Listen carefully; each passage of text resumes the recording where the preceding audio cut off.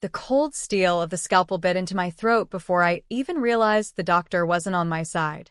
Blood, my blood, gurgled up like a faucet left running in hell, and in that final, choking gasp, I locked eyes with my husband, Mark, standing at the foot of the operating table. His smile was a razor, slicing deeper than the blade. "It's for the best, Val. For us." Then darkness swallowed me whole, a void blacker than the ink I'd signed away my life in those goddamn papers 3 months earlier. But death, that treacherous bastard, didn't keep its promise. I woke up gasping, not in some ethereal light, but in the sticky heat of my old Brooklyn apartment, the one we'd shared before the accident, that left me half-blind and desperate. My hands flew to my neck, smooth skin, no scar. The calendar on the wall screamed July 15th, 2023. 3 months before the surgery. Before the papers. Before Lily's scream echoed in my ears like a siren I couldn't unhear.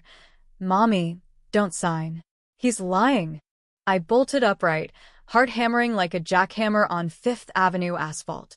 Lily, my 9-year-old firecracker with pigtails and a stare that could melt steel, was curled up beside me on the sagging couch, thumb in her mouth, oblivious to the storm raging in my skull.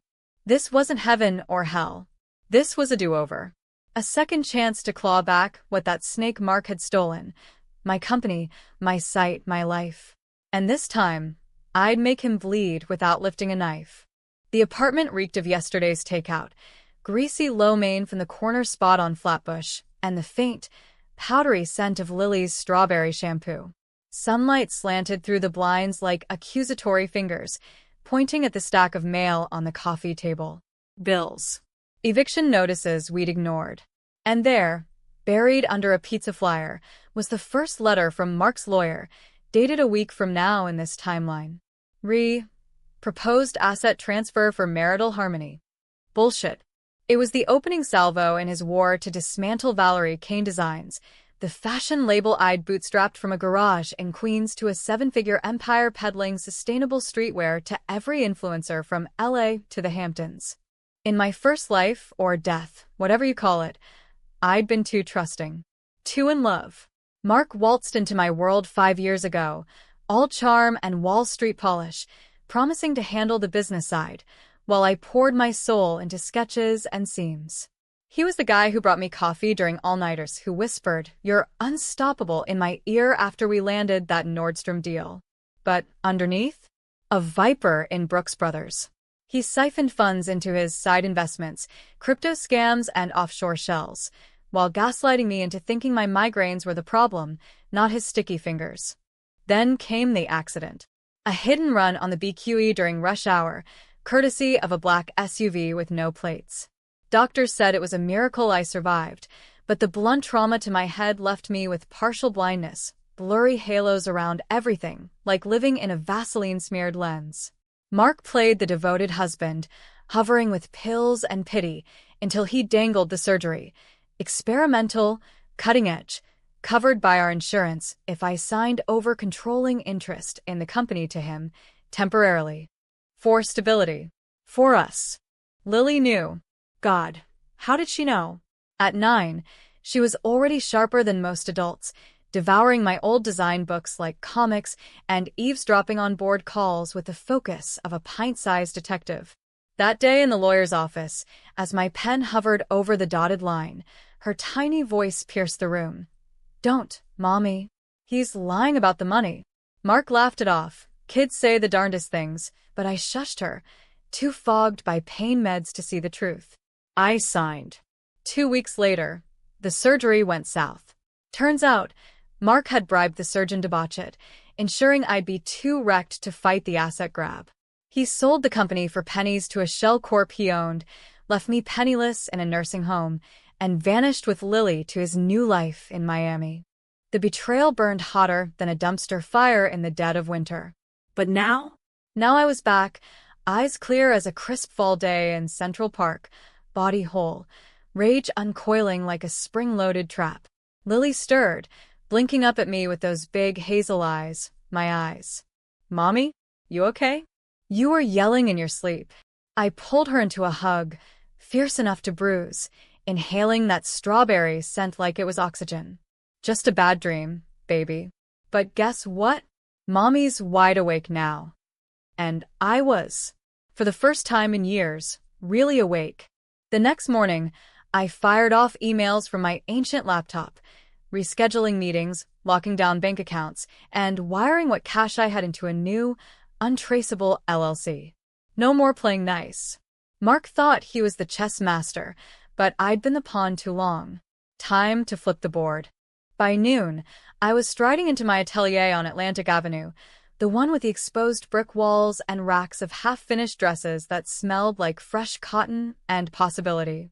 My team, Jada, the pattern cutter with tattoos up her arms, Rico, the seamster who could thread a needle blindfolded, froze mid-stitch when I burst through the door. Val? Girl, you look like you saw a ghost and kicked its ass. Close enough, I said, tossing my bag on the cutting table. We're going dark on all financials. No more approvals without my eyes on them. And get me everything on Mark, every transaction, every email, every goddamn coffee run he expensed. Jada raised an eyebrow, scissors poised. Trouble in paradise?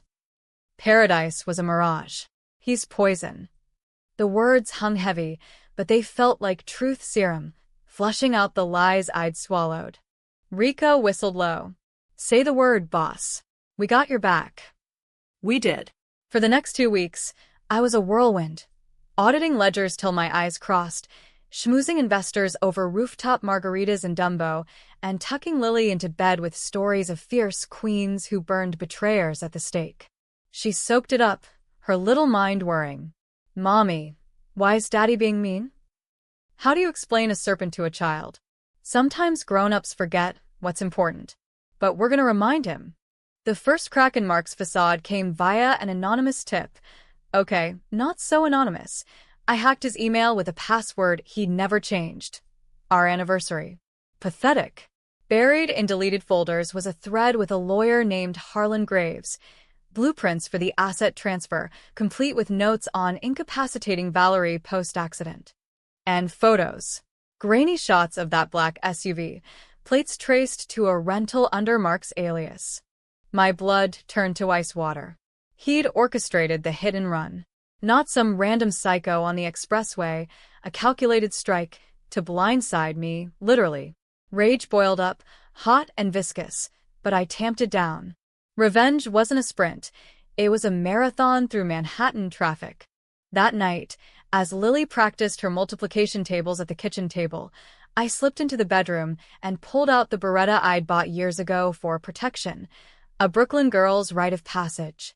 I chambered around, the click echoing like Judgment Day. Mark was due home in an hour, fresh from his late meeting at the firm. Time for a chat. He breezed in at 8:15, tie loosened, smelling of bourbon and someone else's perfume. Hey, babe. Traffic was a nightmare.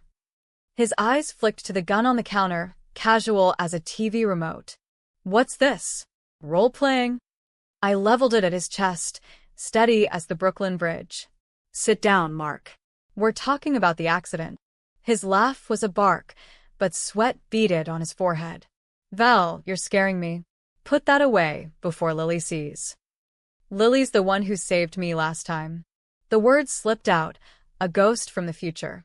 His face paled. Did he sense the shift? You tried to kill me. The SUV, the surgery, the papers. All of it. He lunged for the gun, but I sidestepped, years of yoga paying off in a vicious knee to his gut. He doubled over, wheezing. You're crazy. Migraines again. I pressed the barrel to his temple, close enough to smell the gun oil mingling with his cologne. One call to the cops, and those emails go viral. Your career? Done. Your freedom? Gone. My voice was steel wool, scraping raw. Sign the prenup addendum. Full disclosure. Or I pull this trigger and plead self-defense. Brooklyn jury eats that shit up. He slumped into a chair, eyes darting like a cornered rat. Val, please. I love you. It was for the company, bad investments, I was protecting us. Lies. But I lowered the gun. Just enough. This was the first volley. The war was just starting. as he scrawled his name on the papers I'd printed. Ironic, wasn't it? Lily peeked from the hallway, her scream from another life echoing in my mind. This time, she didn't need to. I'd saved us both. But deep down, I knew Mark wouldn't fold easy. He was a plotter, a man who'd sell his soul for a corner office. And as he slunk out the door, muttering promises of therapy, I felt the noose tightening. The real fight was coming, and it would drag us all into the abyss. The addendum was a band-aid on a bullet wound, temporary, bloody, and bound to rip free. Mark played the contrite husband for a week.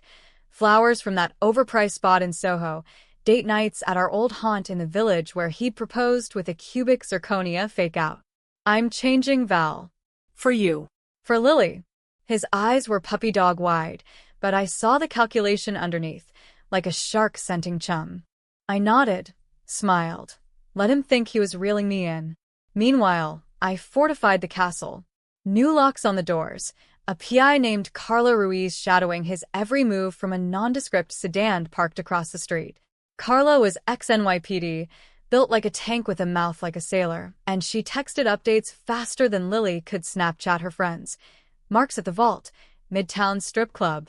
Comp drinks, private booth with redhead named Candy. Your dime? My dime. Funny how betrayal tasted like cheap gin, bitter, burning, impossible to spit out. But I filed it away, another brick in the wall. The real dirt came from the Atelier's books. Jada had dug up discrepancies. $200,000 funneled to a Cayman account labeled charity. Valerie's future. Yeah, right. My future was a nursing home cot. His was a yacht off Key West. Lily sensed the storm brewing. At 9, she was all legs and questions, sprawled on the living room rug with her sketchpad, doodling dresses that looked better than half my fall line. Mommy, why do you look at Daddy like he's a bad guy in a movie? I knelt beside her, tracing the hem of her drawing, a fierce gown with thorns for sleeves. Because sometimes they are, bug. But Mommy's the hero this time. She grinned, gap-toothed and glorious. Can I help? My heart twisted. In the last timeline, she'd been collateral, shipped off to boarding school while Mark partied. Not this time. You already are. Keep drawing. We'll make thorns real. The high-stakes poker started at the next board meeting in the glass-walled conference room overlooking the East River. Mark sauntered in late, Armani suit crisp as a fresh bill, flashing that boardroom grin that had charmed venture capitalists into bed. Team Great Quarter. Val's vision is killing it. I stood at the head, fingers drumming the oak table like a war drum. Actually, Mark, let's talk vision. Yours, specifically. I projected the Cayman transfers onto the screen, red arrows snaking from our coffers to his shadows. Gasps rippled through the room. Jada smirked from the corner. Rico crossed his arms, a silent sentinel. Mark's face went the color of bad sushi. Val, this is misinterpreted. Tax strategies. Legal. Legal? I leaned in, voice dropping to that Brooklyn edge that could curdle milk. Like bribing Dr. Ellis to fuck my surgery? Or staging a hit-and-run with a rental under John Smith? The room exploded, whispers turning to shouts, chairs scraping back. Elena, our CFO and the only one who'd ever side-eyed Mark, slammed her laptop shut. I'm calling the auditors. Now. Mark bolted upright, veins bulging in his neck. You hysterical bitch. This is slander. I'll bury you in court. Try it. I slid a USB across the table, footage from Carla's dashcam, Mark paying off a mechanic for tampered brakes on my car. Back up for the SUV. Your prints are all over this. And if you push, Lily's testimony goes public. Child Services loves a daddy who plots mommy's demise. He deflated, slumping into his seat like a punctured balloon. The board voted unanimously. Him out. Effective immediately. No severance. No good a cake. As security escorted him to the elevators, he hissed in my ear. You think this ends it? I own half this marriage. I'll take everything. Take Lily, I whispered back, and I'll make sure you rot in Rikers first. That night, the champagne flowed at the Atelier, Jada popping corks, Rico spinning tracks from his phone, the team toasting to Val's vendetta. But the high crashed when Carla called at midnight. He's lawyered up. Harlem Graves. Filing for divorce tomorrow. Custody battle. And get this, he's alleging you're unstable. Mentioned your migraine episodes and a forged psych eval. Unstable. The word slithered through me like venom. In the first go-round, that's how he'd painted me. The fragile artist unraveling, unfit for motherhood or business. It worked then, with my vision shot and spirit shattered. Now, I'd weaponize it. The divorce papers hit my inbox at dawn. A PDF bomb from Graves and Associates. Demands alimony, the brownstone in Park Slope, full custody of Lily. And a kicker, accusations of emotional abuse, backed by witness statements from his golf buddies. Lies, all of it, but in family court perception was king. I didn't cry. I plotted. First stop, a therapist on the Upper East Side, Dr. Lena Voss, a no-nonsense German with a Rolodex of celebrity clients. Frau Kane, she said over herbal tea that tasted like lawn clippings. V. Build your armor. Stability, poof. UND bury him in footnotes. Sessions blurred into strategy. Documented routines with Lily, school drop-offs, bedtime rituals, proving I was supermom, not supervillain. Meanwhile, I leaked the financials to a reporter at the Post, a pitbull named Jax Harlan who owed me a favor from a feature on sustainable fashion. Headline dropped Friday. Fashion mogul's hubby in hot water. Embezzlement scandal rocks Kane designs. Mark's phone blew up. I watched from across the street as he paced his office, screaming into his cell. Sweet revenge, served viral. But he countered dirty. Saturday morning, Lily came home from her sleepover with a bruise on her arm, finger marks fresh. Daddy got mad when I said I want to live with you. He grabbed me. The world tilted. I flew to the precinct, filing a report with a detective who looked like he'd seen too many domestic horrors. We'll investigate, Ms. Kane. But without witnesses. Witnesses. That's when the controversial call hit me like a subway gust. Mark had dirt on everyone, politicians, investors, even a judge in Queens. To bury him, I'd need to go nuclear. Dig up his skeletons, the ones he'd buried deeper than his Cayman cash. Carla had a lead, a former intern at his firm, a kid named Theo who'd been fired after accusing Mark of sexual harassment. He cornered me in the copy room. Theo said over burner phones in a dingy diner off Times Square. Said it'd ruin my career if I talked. But you? You're giving me a voice. I wired him 10 grand, hush money in reverse. His story plus emails went to Jax. The Post ran it Monday. Wall Street Wolf accused of assault inside the toxic empire of Mark Riley. Social media ignited. Cancel Mark trending, boycotts on his clients. But the backlash? Brutal. Trolls called me a gold-digging witch, weaponizing my comeback against the poor man. Feminists rallied, but the mud stuck. And in court, Graves painted me as vindictive, using Lily as a pawn. Custody hearing loomed like a guillotine. I prepped Lily with games. What if we tell the judge about Daddy's yucky touches? She nodded solemnly, but her eyes, God, those eyes, held a fear that gutted me. The night before, Mark cornered me outside the courthouse, rain sheeting down like tears from the gods. Call it off, Val. Or Lily P. I stepped close, umbrella forgotten, water soaking my coat.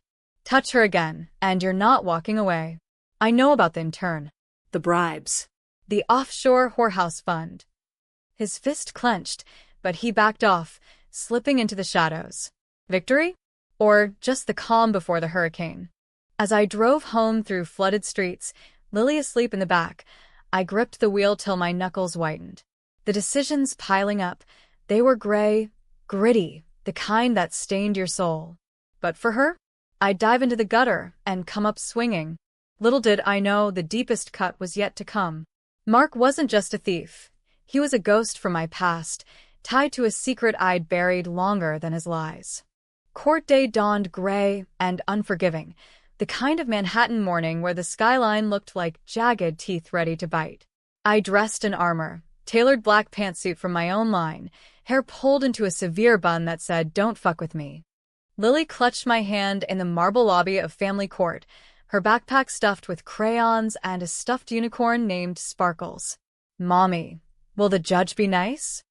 "Judges are like dragons," I whispered, kissing her forehead. "Scary but fair if you tell the truth." Inside, my gut churned.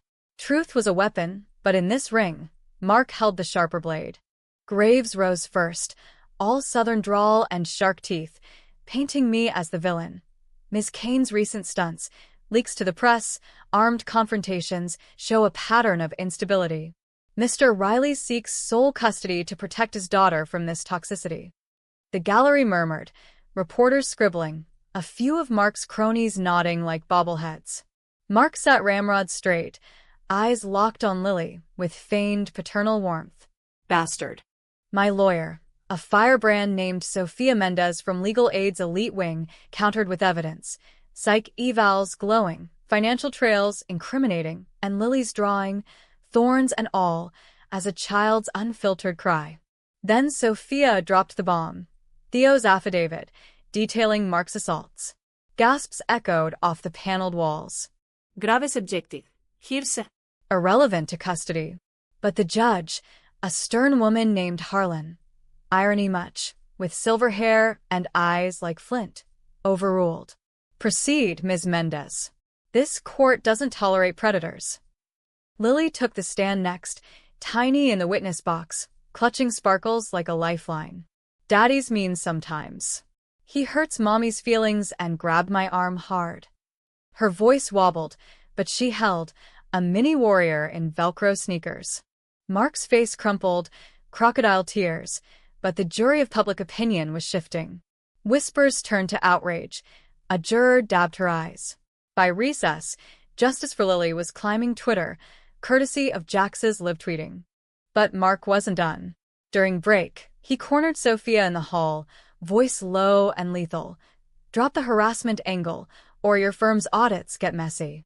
Sophia laughed, and filed a motion for contempt. Game on. We reconvened, and Harlan dropped the gavel.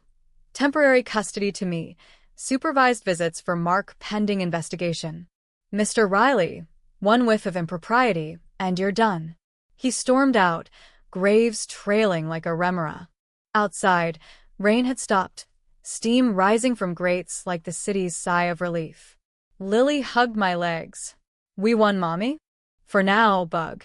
Ice cream to celebrate." Ben and Jerry's on Bleecker Street, chunky monkey for her, fish food for me, felt like stolen normalcy. But as she licked her cone, giggling at a street performer's juggling act, my phone buzzed. Carla. Mark's holed up in a hotel on the Upper West. Meeting with a fixer, ex-mob type. And Val? "It's about your dad." My dad. The ghost I'd exorcised at 18 when I fled his alcoholic rages in that cramped Astoria walk-up. Died in a fall down the stairs. Ruled accident. Mark knew. How? The pieces slammed together like a derailed F train. Dad's death wasn't random. It was Mark's entry point. He'd been my knight back then, showing up at the funeral with casseroles and condolences, whispering, "I'll take care of you." But if he'd orchestrated it. I raced home. Lily buckled in, mind reeling. Digging through old boxes in the closet, photo albums yellowed with time, I found a letter from Dad's estate lawyer, forwarded years ago. Unclaimed assets. $50,000 in bonds. I'd ignored it, too broke to chase ghosts. But Mark? He'd cashed them, forging my signature. The first theft hidden in plain sight. Rage morphed into something colder. Betrayal's big brother, vengeance. That night, I confronted the mirror. "Who the hell are you now, Val?" The woman staring back had fire in her veins, but cracks too, decisions like paying off witnesses, twisting truths for the press. Was I saving us, or becoming him? Carla's next drop was dynamite. Wiretaps, shady but necessary, capturing Mark with the fixer, a gravel-voiced goon named Vinny. The old man's death? Clean hit. Kane girl never knew her pop owed the family gambling debts. Riley settled it, got the bonds as bonus.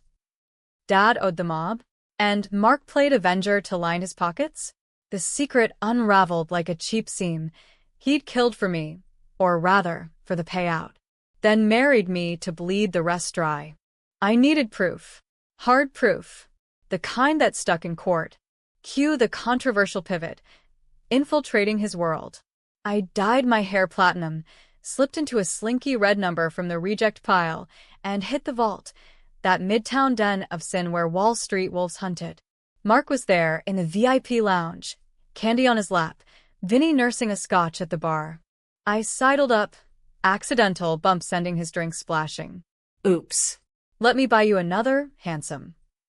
His eyes narrowed, recognition flickering, then widened in drunken lust. Val. What the? Sure.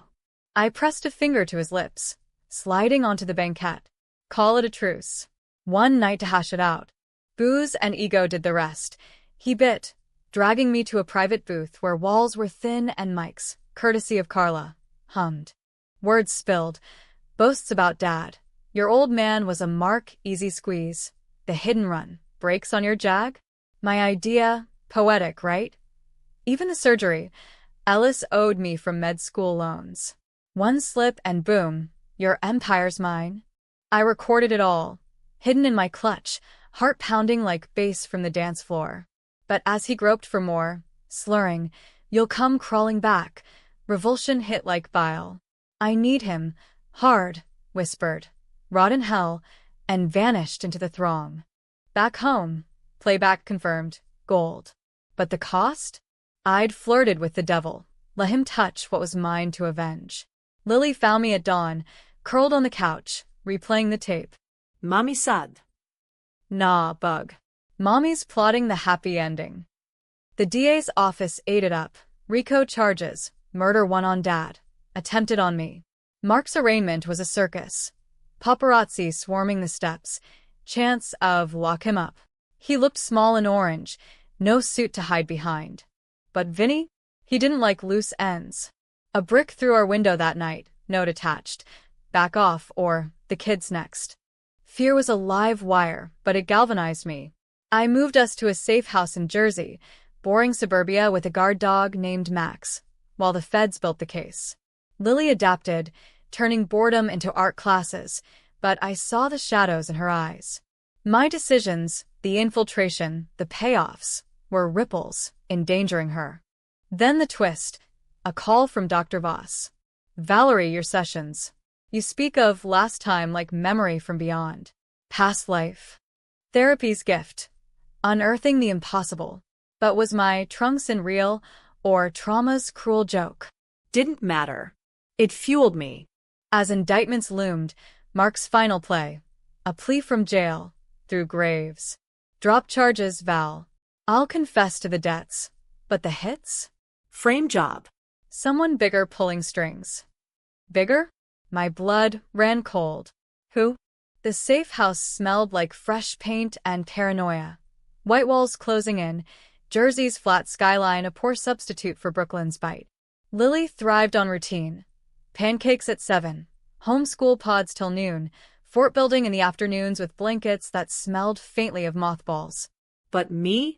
I paced like a caged panther, phone glued to my ear, waiting for the DA's green light on Mark's full confession. Vin's threat hung over us like smog. I hired extra muscle, 2 ex-Marines from Carla's network, rotating shifts, but sleep was a luxury. Nightmares blended timelines, scalpel's slice merging with Dad's thud down the stairs, Lily's scream echoing through both. Was this rebirth a curse, dooming me to relive the pain in HD? The bigger, fish-marked tease gnawed at me. Who pulled his strings?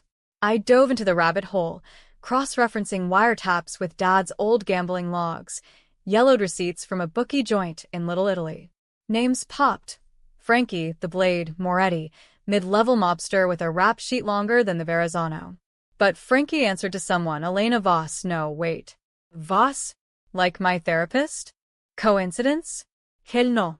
A reverse search linked her to a charity gala photo from '05, arm in arm with Frankie, both smiling like hyenas at a hedge fund bash.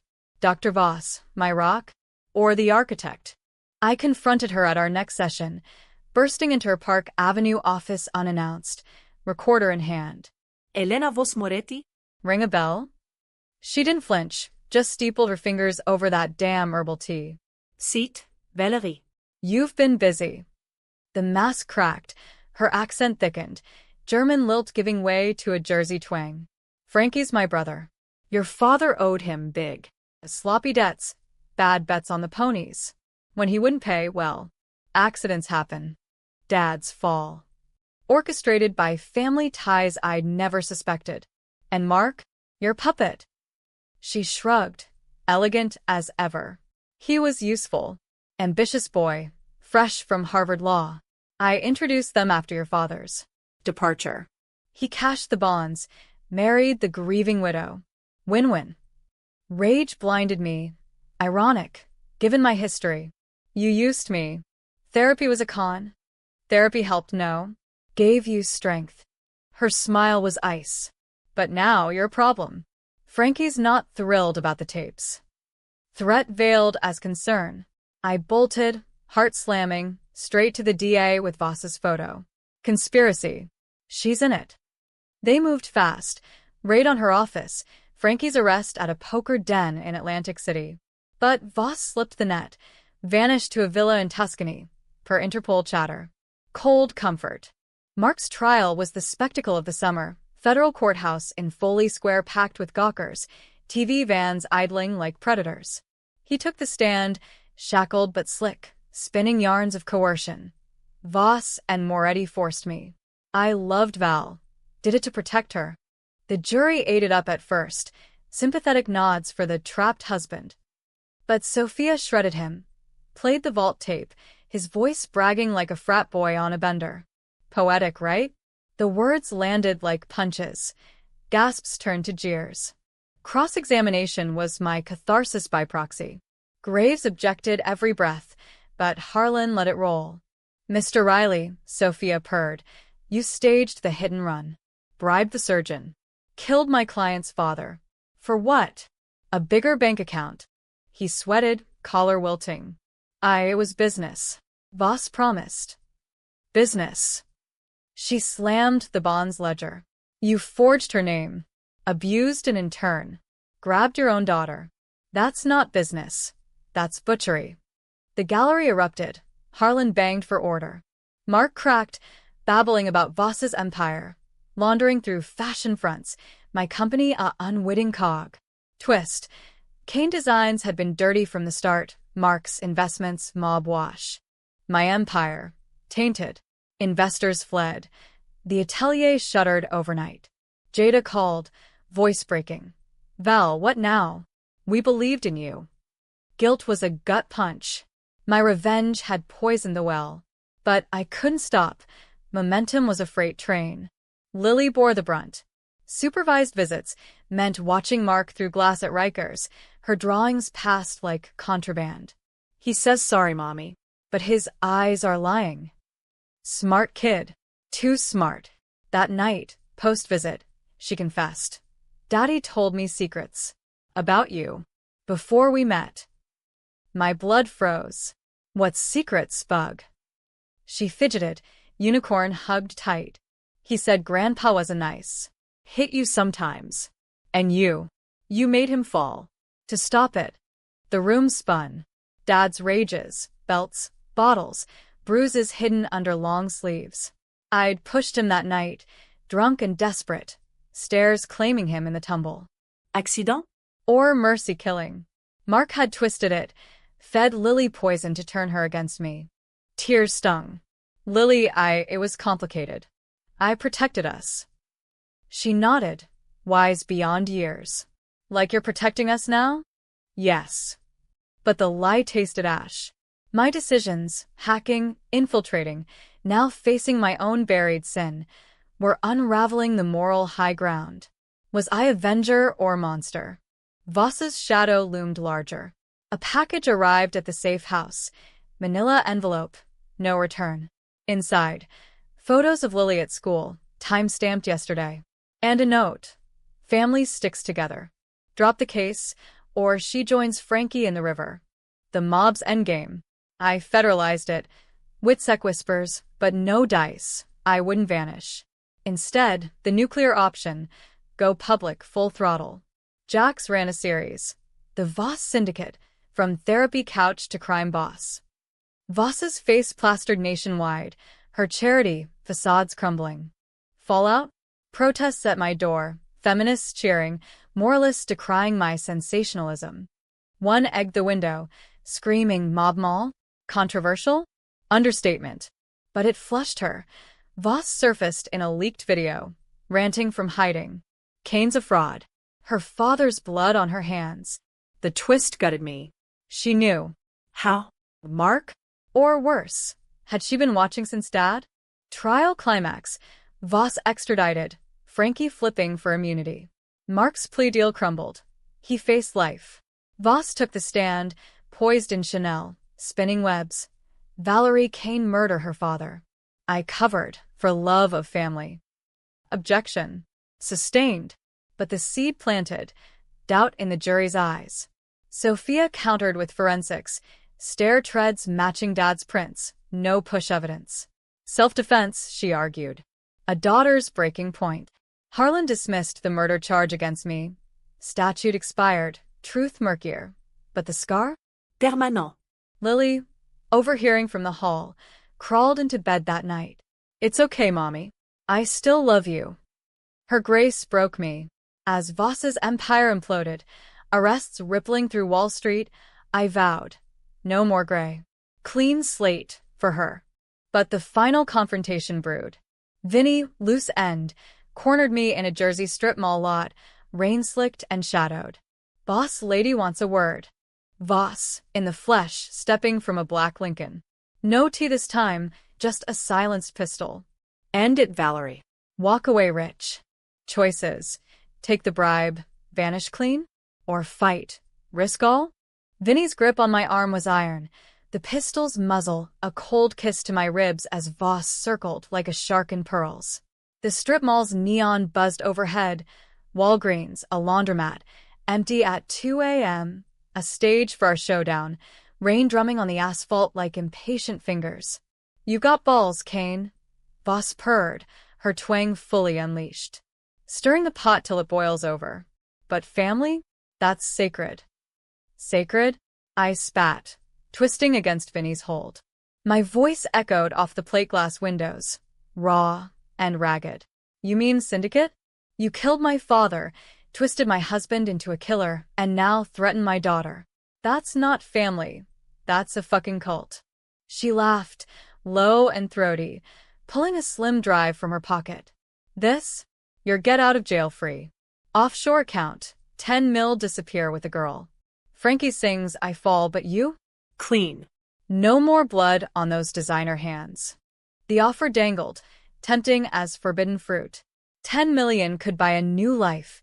Quiet town upstate, Lily in private school, nightmares fading like old ink. No more courtrooms, no more thorns. But the drive's glow mocked me. Dirty money, laundered through the very sins I'd unearthed. Take it, and I'd be her mirror. Complicit, compromised. Vinny tightened his squeeze, breath hot on my neck. Boss says yes, or we improvise. My mind flashed to Lily, asleep in the safe house with the Marines on watch, her latest sketch, a queen dethroning dragons, tucked under her pillow. For her, I'd stare down death once. Twice now? No hesitation.